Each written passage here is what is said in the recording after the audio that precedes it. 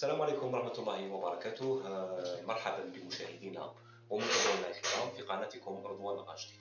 اليوم إن شاء الله غنتكلموا على فريق معروف في الساحة الكروية، نادي إسلامي تأسس في مدرسة قرآنية، يعتبر أول نادي جزائري دخل لعالم الاحتراف، نادي قدم الكرة الجزائرية، نادي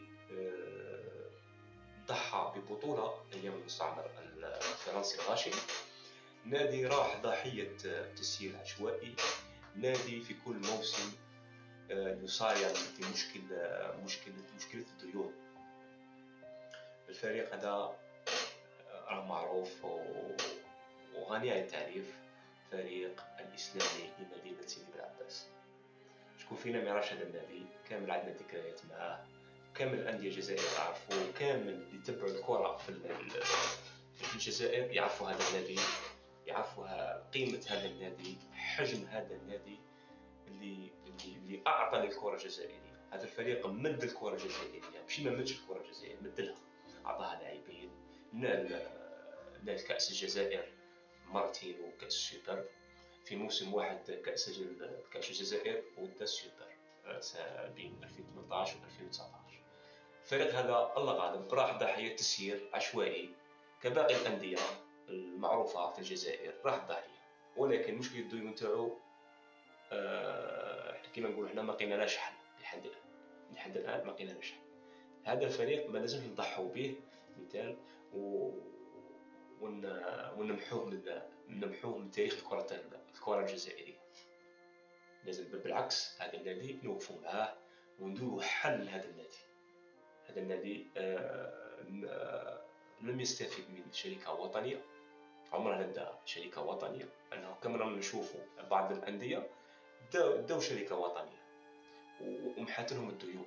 كاين لي أندية فاقت الديون تاع اتحاد بالعباس نظن 29 مليار، كاين اللي وصلت 60 مليار، كاين اللي وصلت 120 مليار. أنا راكم تعرفوا هذه الأندية. احنا ما نجد ضد، بالعكس احنا ماذا بينا نديروا حل للفريق اتحاد بالعباس. هذا فريق احنا نقولوا راه مد الجزائر، ماشي ما مدلهاش، لازم نعاونوه، ماشي نمحوه ونصيروا فيه قال هذا الفريق هي صاين نهبطوه ديالنا. لا، هذا الفريق راه معروف وغني عن التعريف، لاعبين كي دايرين فاتوا عليه، ومد الدوري الجزائري، مد حتى خارج الوطن. احنا ماذا بينا ان شاء الله من المسؤولين الاتحاديه وخاصة مسؤولي الولاية سيدي بلعباس لازم يلتفوا من هذا الفريق، ما نخلوش هذا الفريق يروح، خاطش إلا راح تروح الذكريات ويروح كلشي. واتحاد بلعباس دار اسم للاعبين، كاين اللي عارف قيمة هذا النادي وحجم هذا النادي وما نساش خيرات، راهم تسامحوا وداروا حل لهذا المشكل. وكاين للاسف الشديد لاعبين والله لا غير معروفين، ما كنت كنعرفهم، هل يتقمصوا الوان الفريق اتحاد بلعباس ولو معروفين وداروا الاسم، الان راهم دايرين مشكل، داروا مشكل مع هذا النادي. نقول لكم التاريخ لا يرحم احد، وان شاء الله بالعباس تعاود ترجع وترجع ذكرياتنا مع هذا النادي العريق.